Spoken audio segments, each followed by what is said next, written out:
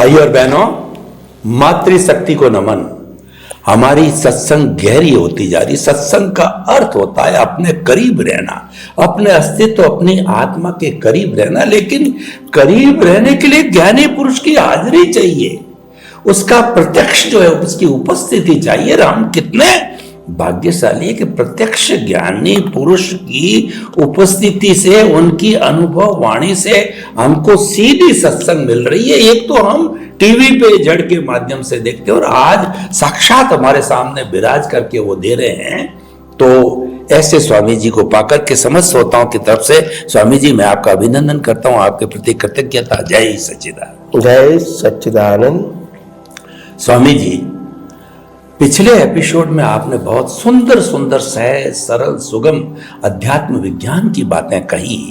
अब मैं अध्यात्म विज्ञान का जो सिद्धांत है उस सिद्धांत का थोड़ा विस्तृत विवरण जो श्रोताओं को बताना चाहता हूं। आप फरमाते हैं कि जो कुदरती रचना और कुदरत के कानून से शाश्वत सुख की प्राप्ति और मन वचन काया तथा उससे जुड़ी हुई हर अवस्था मात्र कुदरती रचना है और वो व्यवस्थित है, वो प्रीडेस्टिन्ड है और वो पूर्व नियोजित। ये किस तरीके से है, ये सारी बातें हमारे श्रोतागण जानना चाहते हैं, क्योंकि आपने कहा कि सिद्धांत के ऊपर आधारित पर सिद्धांत को जानना भी तो जरूरी है ना।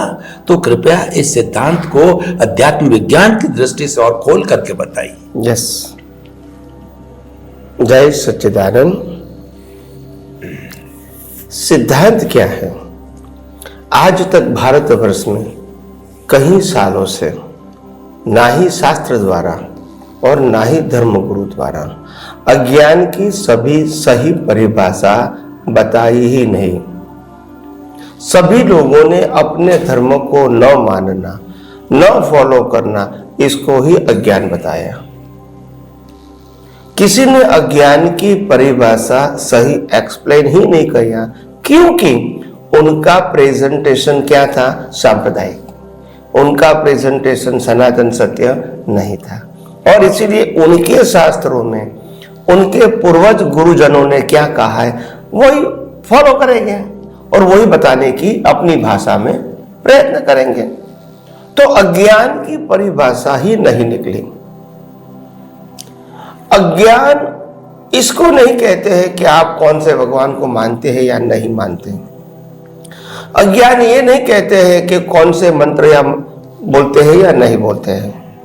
अज्ञान ये नहीं कहते आप कौन सी शुभ क्रिया करते हैं या नहीं करते हैं। अज्ञान ये नहीं है कि आप कौन से गुरु को फॉलो करते हैं या नहीं करते हैं, कौन से संस्था से जुड़े हुए या नहीं जुड़े हुए। अज्ञान ये नहीं है, ये तो सामाजिक और धार्मिक सत्य की बात है। अज्ञान ये है जिसका कुदरत हमको दंड देता है, वो अज्ञान है। जिससे ये पूरी सृष्टि बनी है वो 6 तत्व को न मानना, जिससे पूरी अवस्थाएं बनी है, जिसके कानून से जिसकी ये अवस्थाएं बनी है पूरे विश्व की, वो कानून को नहीं मानना और कुदरत के कानून के बजाय कुदरत और कुदरती कानून के माध्यम से जो अवस्थाएं बनी है वो कुदरती रचना ही नहीं देखना, बस ये अज्ञान है। कुदरत यानी 6 तत्व को न मानना, कुदरती कानून यानी सनातन सत्य को न मानना और कुदरती रचना का मतलब कुदरत और कुदरती कानून से बनी हुई अवस्थाओं को कुदरती रचना न मानना। इससे बड़ा अज्ञान ब्रह्मांड में नहीं है। मगर यह अज्ञान के परिभाषा तो किसी ने बताई नहीं।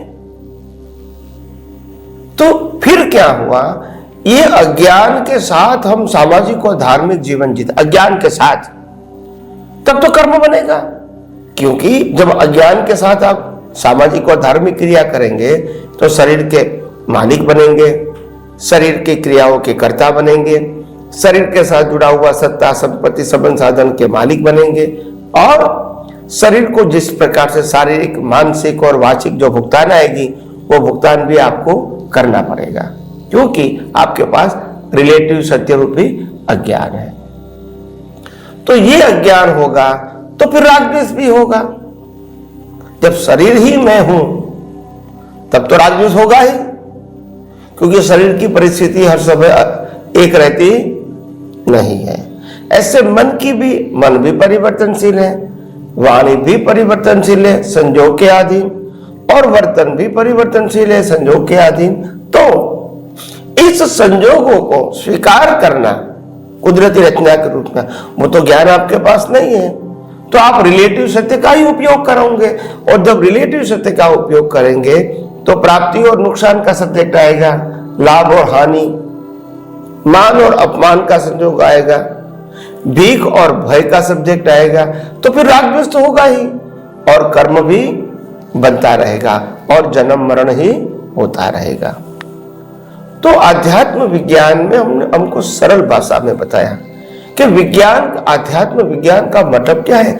आत्मा के अलावा पूरा ब्रह्मांड किसका है, किसके कानून से चलता है, और इसकी अवस्था की मालिकी भी किसकी है, ये सनातन सत्य के रूप में बताया जाता है, ताकि आत्मा के अलावा की कोई भी चीज को आप न आपकी माने, न आप इसके मालिक बने, न आप इसके भुगतान वाले बने, या नहीं आप इसको चलाने वाले बने, या दुनिया के कोई भी मन वचन काया के वो व्यक्ति न मालिक है, न करता है, और न ही वो भोगता है। तो ये दृष्टि रहेगी तो फिर राग द्वेष होने की कोई संभावना नहीं है, क्योंकि मन वचन काया मेरा या ये ब्रह्मांड के कोई भी व्यक्ति के मन वचन काया का क्रिएटर, ऑपरेटर, डिस्ट्रॉयर कुदरत है।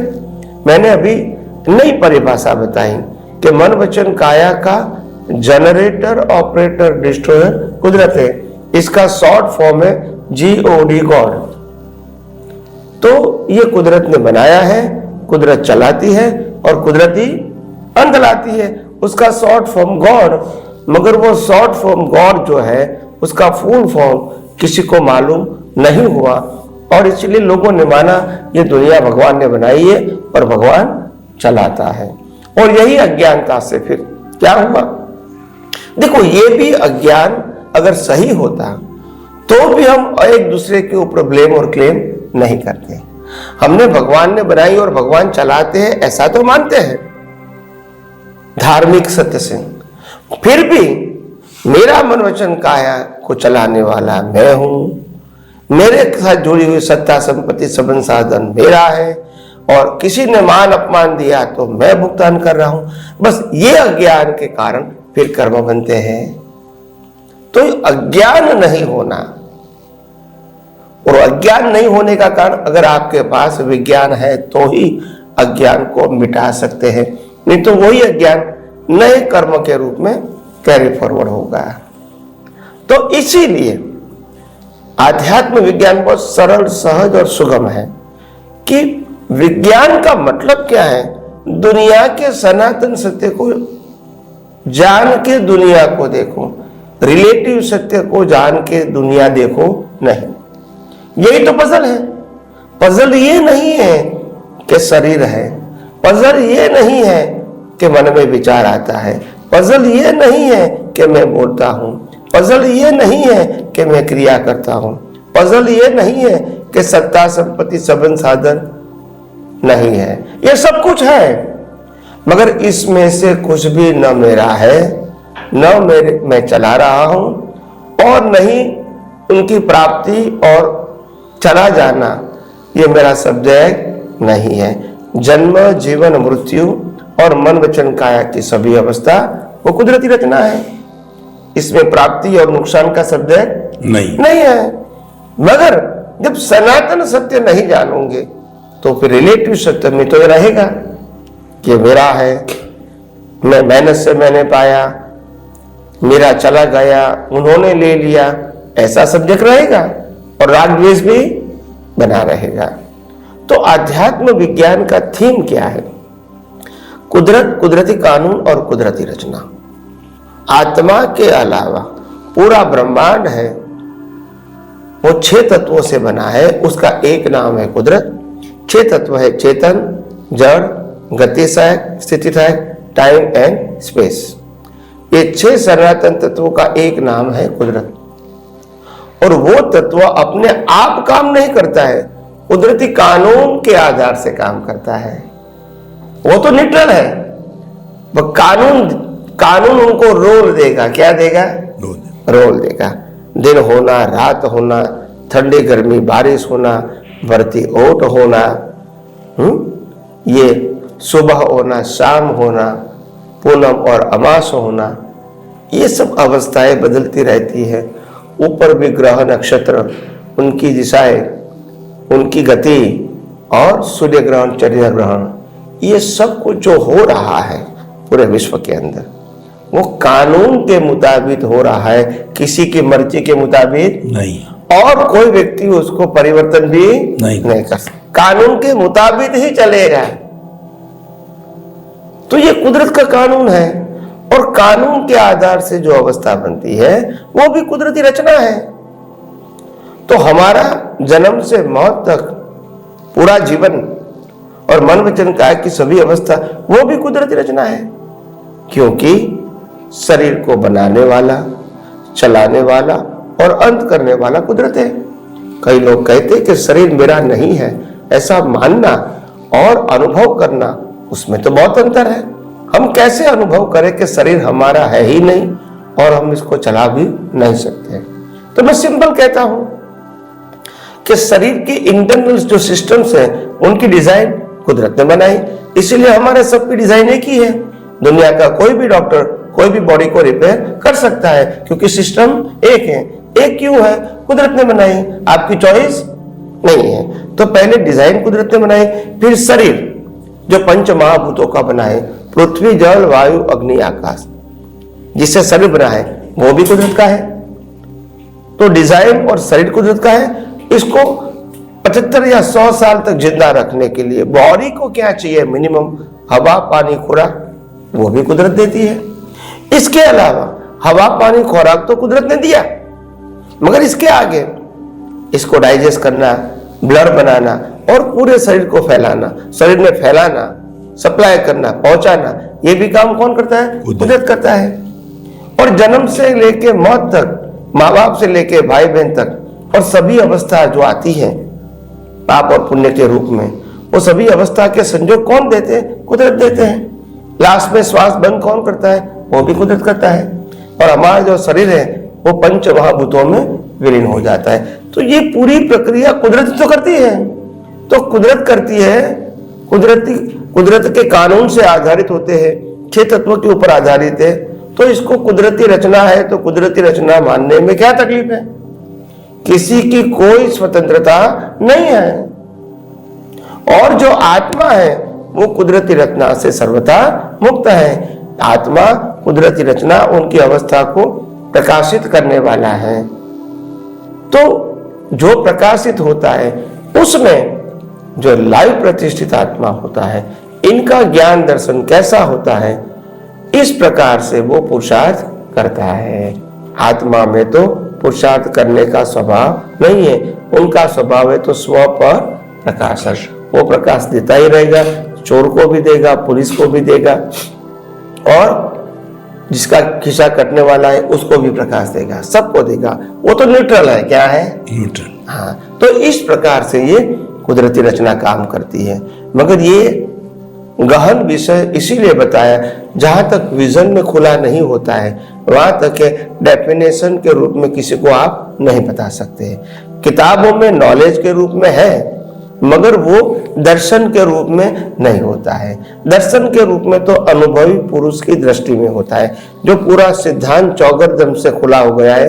वो कोई भी एंगल से आपको उत्तर भी सहज दे सकता है। उनके लिए उनको सोचने की, विचार करने की, पढ़ने की, याद करने की जरूरत नहीं होती है। 24 आवर्स उसका विजन होता है, तो ये सहज हो जाता है।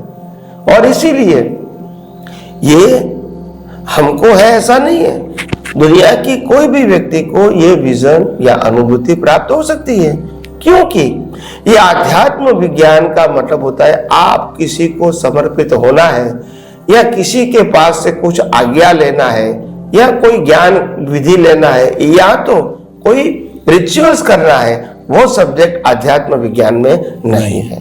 आध्यात्म विज्ञान और धर्म, दोनों में फंडामेंटल डिफरेंस ये है कि धर्म के अंदर आपको समर्पित होना पड़ेगा, गुरु की बताई हुई बातों को मानना पड़ेगा, अनुसरण करना पड़ेगा, और नहीं करेंगे तो शिक्षा भी मिलेगी।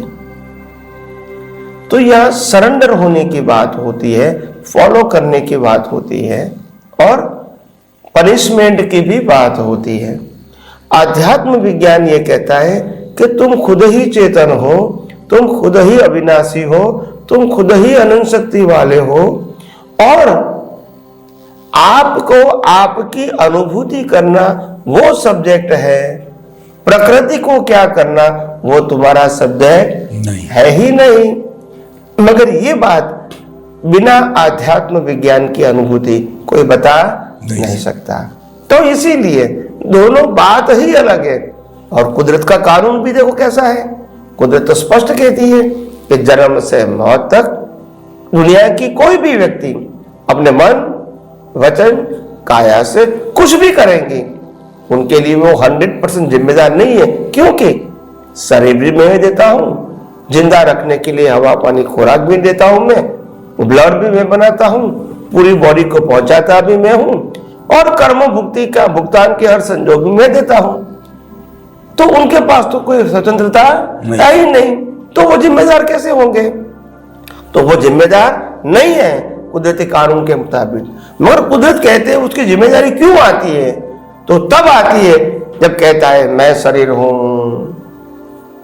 मन वचन काया को मैं चला रहा हूं, मन वचन काया के जुड़ा हुआ सत्ता संपत्ति सबन साधन मेरा है, मन वचन काया की भुगतान को मैं भुगतान कर रहा हूं।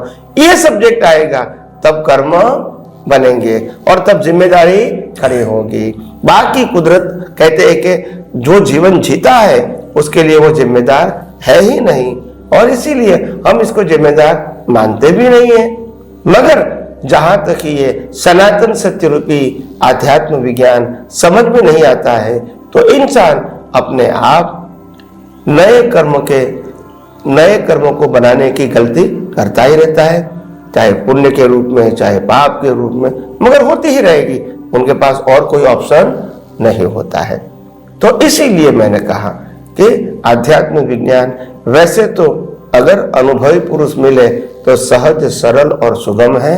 इसमें कोई ज्यादा कोई क्रियाकांड करना, त्याग करना, छोड़ना, ग्रहण करना, यानी मन वचन काया के साथ जुड़ा हुआ कोई भी सब्जेक्ट आध्यात्म विज्ञान में नहीं होता है।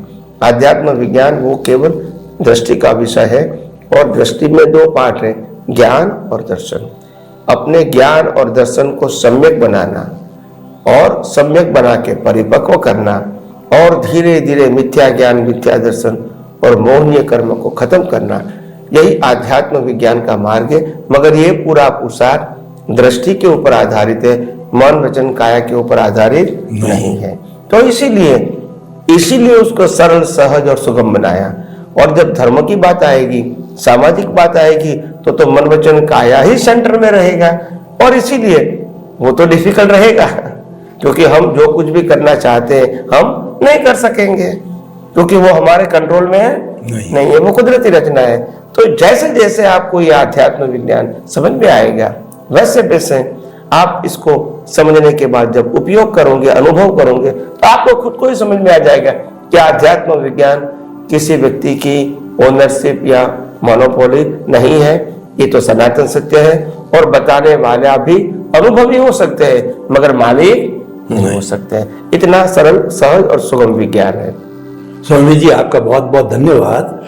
आपने जो अध्यात्म विज्ञान की इतनी सुंदर परिभाषा की, इसको दो भागों में क्लियर बांट दिया, और उसके अंदर कोई तरह का कहना चाहिए कि राग द्वेष कहिए, डिफरेंस कहिए, क्रिया प्रतिक्रिया, वो नहीं है। वो आपने बताया कि एक तो रियल ट्रुथ और एक रिलेटिव ट्रुथ, जो सनातन सत्य पर आधारित है, जो यूनिवर्सल ट्रुथ पर आधारित, जो कुदरत और कुदरत के कानून पर आधारित है, वो सारा सनातन सत्य है। और अगर कोई व्यक्ति इसको समर्पित हो जाता है, यानी कुदरत को समर्पण ही सच्चा समर्पण है, और समर्पित हो जाता है, तो व्यक्ति अपने ज्ञान को सम्यक ज्ञान, सम्यक दर्शन का डेवलपमेंट कर सकता है। लेकिन वो चला के अगर जिम्मेवारी ले लेता नहीं, हम जब रिलेटिव व्यू पॉइंट के ऊपर आ जाते हैं, जहां व्यू पॉइंट्स बन जाते हैं, वहां वो खुद जिम्मेवारी लेकर के अज्ञान खड़ा करके कर्म बंधन करके और संसार में घूमता रहता है। बड़ी सुंदर व्याख्या। और इन दोनों के अंदर कोई मतभेद वाली कोई बात नहीं है, दोनों को समझना चाहिए, यही अध्यात्म विज्ञान है। समस्त श्रोताओं की तरफ से स्वामी जी आपका बहुत बहुत आपके प्रति कृतज्ञता, धन्यवाद, आपको साधुवाद। जय सच्चिदानंद। जय सच्चिदानंद।